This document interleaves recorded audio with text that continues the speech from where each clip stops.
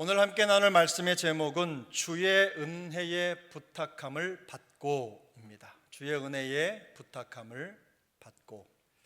여러분은 등산을 해보셨습니까? 뒷동산 같은 나지막한 산을 오르면서 굳이 거창한 구호를 생각할 필요는 없을 것입니다. 하지만 꽤 높이가 있는 산을 오를 계획이 있다면 간단하게라도 계획이 필요할 것입니다. 산을 오르는 분명한 철학이 있다면 더 뜻깊은 등산 여정이 될 것입니다.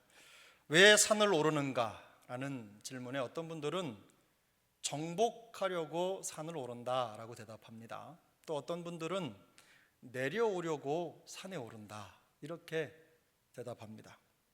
산을 오르다 보면 숨이 차오르고 심장이 터질 것 같은 때가 있습니다.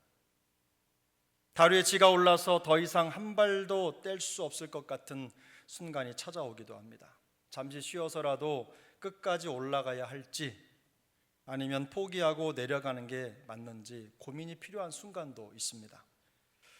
이런저런 우여곡절을 넘어서 마침내 산 정상에 올랐다 하더라도 고작 몇 분 정도만 머물러 있을 뿐 다시 여정을 챙겨서 하산을 시작해야 하는 것이 등산입니다. 이런 등산을 왜 하느냐? 시간 낭비 아니냐? 내려올 산을 왜 올라가느냐? 이렇게 말씀하시는 분들도 계시겠지만 그럼에도 쉬지 않고 더 많은 산을 오르겠다는 목표를 가진 등산가들도 적지 않습니다. 사람들은 인생을 산에 오르는 것에 비유합니다. 인생의 정상이 어디일까? 우리는 정확하게 알 수 없지만 또 정의할 수도 없지만 그만큼 변화무쌍한 것이 인생이기 때문일 것입니다. 숨이 차오르게 어렵고 힘든 구간이 있는가 싶으면 어느새 내리막길이 있고 산 비탈을 건너라면 벼랑 끝에 서기도 합니다. 계곡물이 흐르는 다리를 건너기도 하고 깎아지른 절벽에 아슬아슬하게 걸쳐 있는 계단을 오르기도 합니다. 물론 평온한 숲길도 있습니다. 그리고 쉴 곳도 있습니다. 우리의 인생을 꼭 닮았습니다. 우리는 종종 예수님을 믿으면 좋은 일만 생길 것이라는 꿈을 꿉니다. 정말 꿈입니다. 우리가 말하는 대로 그건 그저 꿈일 뿐입니다. 우리가 살고 있는 현실은 그렇지 않을 때가 훨씬 더 많기 때문입니다. 이리저리 치이며 살다가 마음의 평안을 얻으려고 찾아 나온 교회 공동체가 때로는 세상만큼도 안 되는 것 같다는 현실에 충격을 먹기도 합니다. 그래서 믿음을 지키기가 너무나 어렵다는 생각이 절로 들기도 합니다. 이처럼 머릿속이 복잡해질 때 어떻게 해야 되겠습니까?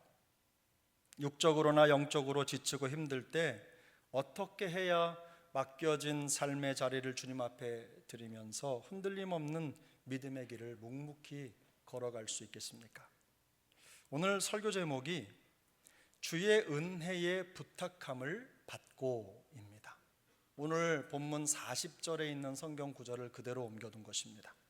이 말은 교회의 혼란과 관계적인 충돌로 인해서 사명의 격변을 겪고 있는 사도 바울에게 믿음의 형제들이 해준 따뜻한 격려의 말입니다. 놀랍게도 사도 바울은 은혜에 붙들려 있으라는 형제들의 권면을 듣고 새 힘을 얻습니다. 그리고 새로운 복음의 여정을 시작합니다. 어떻게 보면 믿는 사람들 사이에 오가는 뻔한 권면 같지만 바울은 그 뻔한 권면을 통해서 답을 찾습니다. 그것이 신앙과 사명의 본질이라는 것을 인정할 수밖에 없었기 때문입니다. 무너진 사명을 다시 세우기 위해서 그것 말고는 다른 방법을 찾을 수 없다는 깨달음을 얻었기 때문입니다. 당시 안디옥 교회는 큰 위기에 직면해 있었습니다. 교리 문제로 이방인과 유대인이 서로 반목하며 갈등하고 있었기 때문입니다. 하지만 사도 베드로와 야고보 같은 굵직한 지도자들이 활동하던 예루살렘 공의회에 지혜로운 중재 덕분에 교회가 어려움의 고비를 잘 넘기고 일단락되는 분위기였습니다. 갈등 해결을 위해서 사도들이 내놓은 해결 방법은 매우 지혜로웠습니다. 복음의 진리에 대해서는 강철처럼 타협함이 없어야 하지만 취향이나 문화에 있어서는 갈대처럼 유연해야 한다. 이것이 예루살렘 공의회가 내놓은 결정문의 취지였습니다.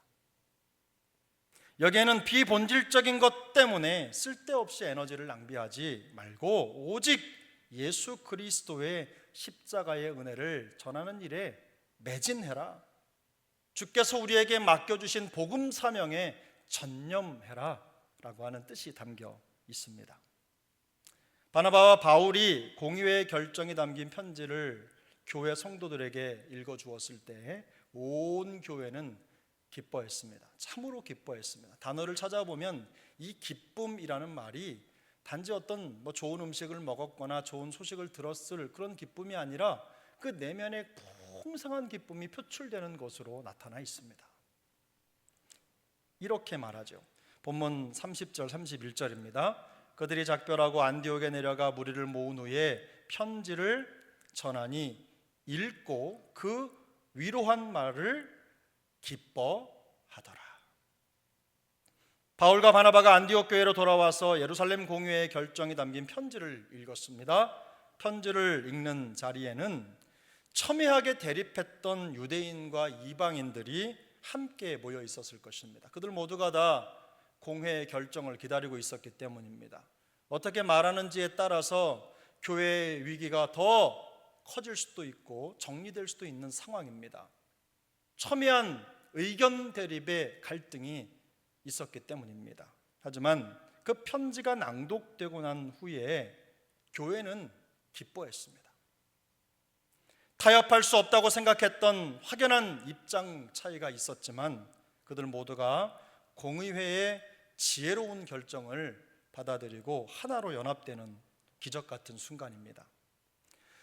도널드 거츠라고 하는 신약 성경학자가 있는데 이 신약 성경학자가 이 본문을 주석하면서 이런 해석을 붙였습니다. 안디옥 교회 성도들에게 들을 귀가 있었다.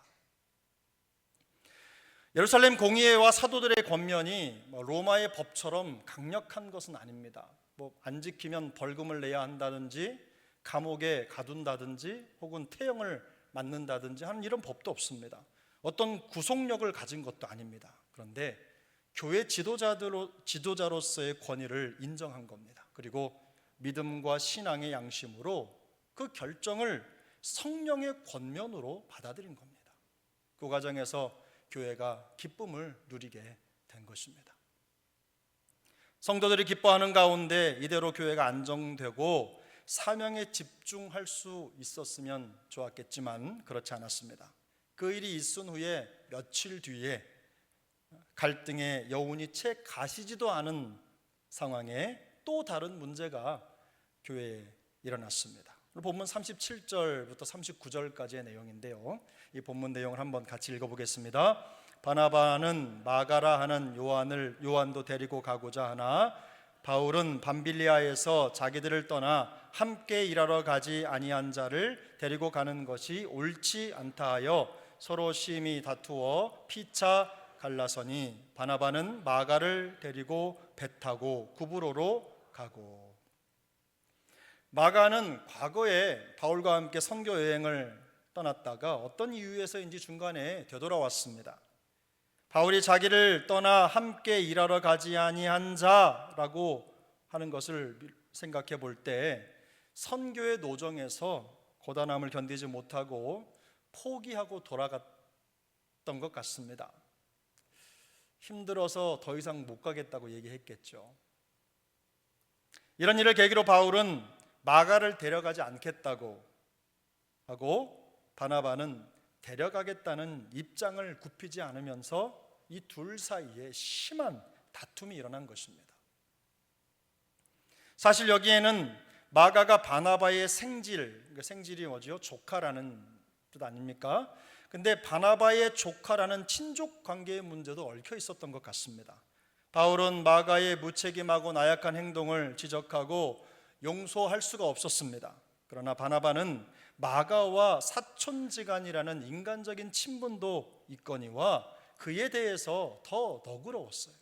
그를 포용해주고 그야말로 한 번 더 기회를 주고 싶었을 것입니다. 이 다툼으로 결국 일평생 생사고락을 함께 할 것 같았던 동역자들이 헤어져서 각자의 길을 가게 되었습니다. 천하의 둘도 없는 동역자 바울과 바나바의 다툼이 교회로서도 당혹스러울 수밖에 없었을 것입니다. 더구나 지극히 사소한 문제 아닙니까? 지극히 사소한 용서의 문제로 일이 이 지경까지 되었다는 데 대해서 크게 실망했을 수도 있습니다. 하지만 바로 그 순간에 나온 교회의 반응이 바로 오늘 본문 40절입니다. 우리 40절을 함께 읽겠습니다. 바울은 신라를 택한 후에 형제들에게 주의 은혜의 부탁함을 받고 떠났다. 바울과 신라는 교회 형제들에게 주의 은혜의 부탁함을 받고 선교지로 향합니다. 이런 상황에서 안디옥 교회의 두 지도자 바울과 바나바의 이런 모습이 우리에게 주는 아주 중요한 교훈이 있습니다. 첫 번째로 우리는 언제든 풍성한 은혜보다 격렬한 감정에 휩싸일 가능성이 있다는 것입니다. 풍성한 은혜보다 격렬한 감정에 휩싸일 가능성이 있다. 바울과 바나바는 하마터면 교회를 둘로 나누어지게 할 뻔했던 중대한 신앙 문제를 함께 다뤘습니다. 그리고 그 문제를 지혜롭게 해결했어요. 교회를 하나로 봉합하는 데 큰 역할을 한 것입니다. 하지만 어이없게도 지극히 사소한 문제를 가지고 성도들이 보는 앞에서 심하게 다투고 격렬한 감정을 드러내는 부족함을 보이고 말았습니다. 서로 심히 다투어 피차 갈라섰다는 것은 그 두 사람의 감정 대립이 얼마나 치열했는지를 보여주는 장면입니다. 얼핏 보면 바울은 사역을 먼저 생각했고 바나바는 사람을 선택한 것 같습니다. 바울에게 있어서 복음 사역이 너무도 중요했기 때문에 나약한 포기자를 데리고는 절대로 이 사명을 감당할 수 없다는 판단이 들었을 것입니다. 저 포기자를 데리고 가면 너무나 힘든 여정이 예상된다는 생각이 들었을 것입니다. 복음을 전하고 한마음 한뜻이 되어서 이방인들의 그 굳은 살 같은 불신앙을 깨어내기도 바쁜 상황에 서로 설득하고 감정 싸움을 하느라 시간을 낭비할 거라는 생각을 했을 수도 있습니다. 원칙주의자로 알려진 바울 입장에서는 충분히 예상할 수 있는 반응입니다. 반대로 바나바는 위로의 아들이라는 그의 이름의 뜻처럼 나약한 마가에게 다시 기회를 주고 싶었을 것입니다. 자신의 생질이자 조카였기 때문에 더 마음이 쓰이고 격려해 주고 싶었을지도 모릅니다. 물론 역사는 둘 중에 누가 옳았는지 평가하지 않습니다. 누구의 선택이 옳았고 잘못됐는지 말씀하지 않습니다. 바울이 옳았다고 말하는 사람도 있고 바나바가 옳았다고 생각하는 사람도 있습니다. 그러나 핵심은 그게 아닙니다. 그럼에도 불구하고 하나님은 갈등이나 다툼이 복음을 멈춰 세우도록 그냥 놔두지 않으셨습니다. 격렬한 감정은 때로 자신뿐만 아니라 여러 사람을 힘들게 할 수 있습니다. 하지만 중요한 것은 그 감정의 결과가 복음의 행진과 은혜의 역사를 망치도록 놔둬서는 안 된다는 것입니다. 우리는 지극히 나약한 인간이기 때문에 어떤 방식으로든 실수도 하고 실패할 수 있습니다. 은혜보다 감정에 치우칠 수 있습니다. 그러나 세상의 어떤 것도 하나님의 계획과 섭리를 막아 세울 수 있는 것은 없습니다. 인간적인 실패나 심지어는 교회 내에 일어나는 불화조차도 하나님은 복음의 확장을 위해서 사용하실 수 있다는 것을 믿으셔야 하는 것입니다. 두 번째로 우리는 주의 은혜의 부탁함을 받았다는 것을 명심해야 합니다. 본문 40절을 우리 한 번 더 읽겠습니다. 40절입니다. 바울은 신라를 택한 후에 형제들에게 주의 은혜의 부탁함을 받고 떠났다. 감정이 상할 대로 상한 바울은 아마도 마음에 큰 상실감을 느꼈을 것입니다. 감정을 절제하지 못한 자기 자신에게도 그랬겠지만 바나바와 깊은 우정이, 바나바와 가졌던 그 깊은 동역의 기쁨이 한순간에 산산조각 났기 때문입니다. 바나바는 사실 바울에게 있어서 영적인 기둥과 같은 사람입니다. 절망한 그를 일으켜 세웠고 사명을 회복시켜 준 사람입니다. 지금에 있기까지 물심양면으로 도와주고 사역에 함께했던 최고의 후견인이었어요. 아마도 모든 것을 잃었다는 생각이 들었을 것입니다. 하지만 그 순간에 성도들을 통해서 주의 은혜의 부탁함을 받습니다. 교회 형제들이 바울을 주의 은혜에 부탁했다는 것은 은혜에 의탁했다는 것입니다. 이 부탁이라는 말이 거기에다 맡긴다는 걸 말하는 거거든요. 바울을 은혜에 맡긴 겁니다. 바울이 자신과 자신의 사역을 계속 감당할 수 있는 힘은 바나바와 같은 든든한 후원자가 아니라 하나님의 은혜라는 것을 깨닫게 한 겁니다. 바울이 은혜의 부탁함을 받았다는 것은 그를 지탱할 수 있는 유일한 힘이 은혜라는 것을 알게 되었다는 뜻이에요. 자격 없는 그를 격려하시고 일으켜 세운 하나님의 호의와 능력이 바로 은혜라는 것을 알게 된 것입니다. 더 똑똑해지고 더 열심히 뭔가를 해서 문제를 해결할 수 있는 것이 아닙니다. 하나님의 은혜를 의지할 때 다시 일어날 힘을 얻게 되는 것입니다. 사도 바울은 아주 심하게 넘어졌습니다. 다시 일어설 수 없을 만큼 아주 세게 넘어졌어요. 지난 주간에 다리에 반깁스를 하신 어느 장로님을 잠시 만나 뵈었습니다. 어쩌다가 다치셨냐고 여쭈니까 집에서 넘어지셨다고 하셨습니다. 손바닥처럼 훤히 알고 있는 집에서 아주 사소한 것 때문에 넘어져서 깁스를 하셔야 할 만큼 인대를 크게 다치신 겁니다. 사도 바울 역시도 마찬가지입니다. 아마도 그는 사소한 다툼이 이렇게까지 될 줄은 예상하지 못했을 것입니다. 그러다가 격렬한 감정에 휘말려 동역자를 떠나보내고 실망하면서 사명마저도 흔들리는 정체성의 위기를 맞이하게 된 것입니다. 그러나 그는 형제들에게 주의 은혜의 부탁함을 받고서 다시 일어날 용기를 얻었습니다. 오늘 본문 41절을 보면 바울과 실라가 수리아와 길리기아로 다니면서 교회들을 견고하게 했다는 아주 중요한 증언이 등장합니다. 이 사실이 우리에게 주는 매우 실천적인 가르침이 있습니다. 첫 번째로, 심한 다툼이 있어도 사명을 멈춰서는 안 된다는 것입니다. 주님이 우리에게 맡기신 사명 앞에서 갈등이나 다툼은 포기를 위한 정당한 핑곗거리가 아닙니다. 우리는 힘들면, 마음이 불편하면, 이런저런 다툼이 일어나면 에이 그만두지, 안 하지, 이런 마음을 언제든지 가질 수 있고 그것이 사명을 포기하는 이유라고 생각합니다. 그러나 핑계 댈 수 없어요. 바울은 격렬한 감정이라는 돌뿌리에 걸려서 넘어졌습니다.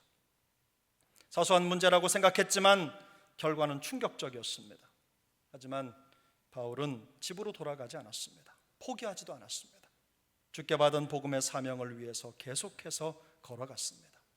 훗날 바울은 이렇게 말합니다. 디모데후서 4장 11절인데요.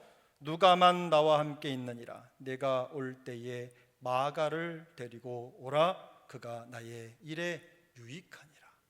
그가 나의 일에 유익하니라. 사도 바울은 마가를 자신의 아들처럼 생각했습니다. 한때는 얼굴도 보고 싶지 않았던 그 마가를 그의 생애 말년에는 자기의 아들처럼 아끼고 사랑했어요. 결국 은혜가 모든 문제를 깨뜨리고 온전한 치유와 연합을 이룬 것입니다.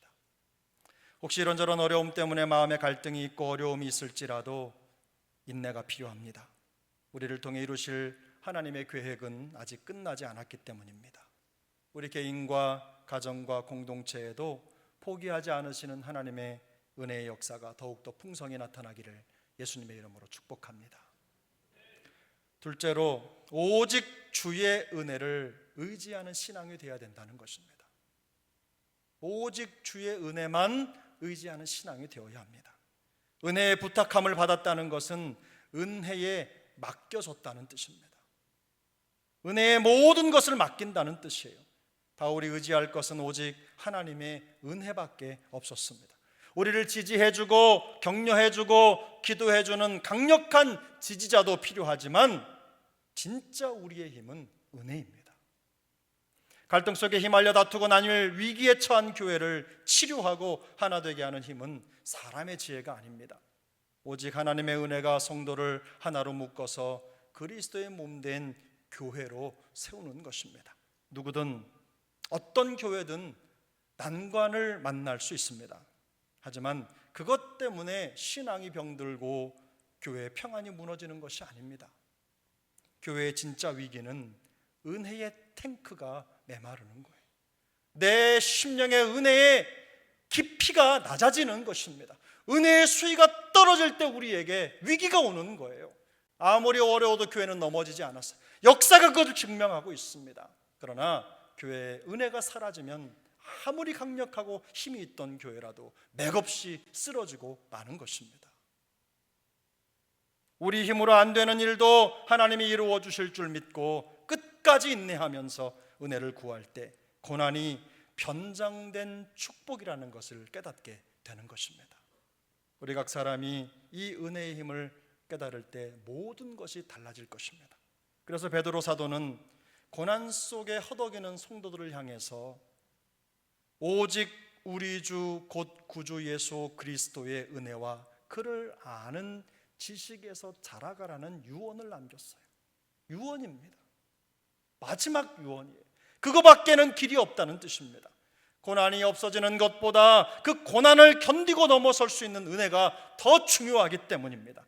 그리스도의 은혜와 그를 아는 지식에서 자라가라는 것이 바로 그의 권면인 이유는 어렵고 힘든 모든 상황을 이기고 신앙과 삶을 지키는 가장 현명한 방법이 바로 은혜이기 때문입니다.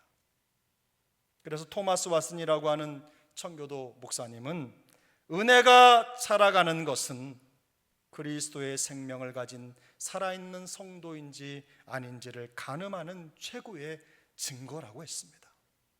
내 안에 은혜가 살아있는지 자라가는지 그것이 그 사람이 진짜인지 가짜인지를 가늠하는 기준이라는 거예요. 신앙의 연륜이 아닙니다. 직분이 아닙니다. 내 안에 하나님의 은혜가 얼마나 살아 역동적으로 움직이고 있는지 그 수위가 얼마나 차 있는지가 바로 나를 성도로 증명하는 가늠자라는 거예요. 그러므로 은혜의 자라감의 역사가 우리 모두에게 더욱더 풍성히 나타나기를 축복합니다. 우리 개인과 가정과 교회와 모든 상황을 주님의 은혜에 맡길 수 있길 바랍니다. 우리는 할 수 없어도 주님은 하실 수 있다는 것을 믿을 수 있기를 바랍니다. 예기치 못한 상황 속에서 무엇을 어떻게 해야 할지 우리의 지혜가 바닥날 때도 하나님의 은혜는 결코 바닥나지 않는다는 사실을 기억하시기를 바랍니다. 우리 모두가 주의 은혜의 부탁함을 받은 은혜의 사람들이라는 것을 기억하시고 날마다 새로운 은혜의 역사, 믿음의 역사를 지필해가는 우리 모두가 될 수 있기를 예수님의 이름으로 축복합니다.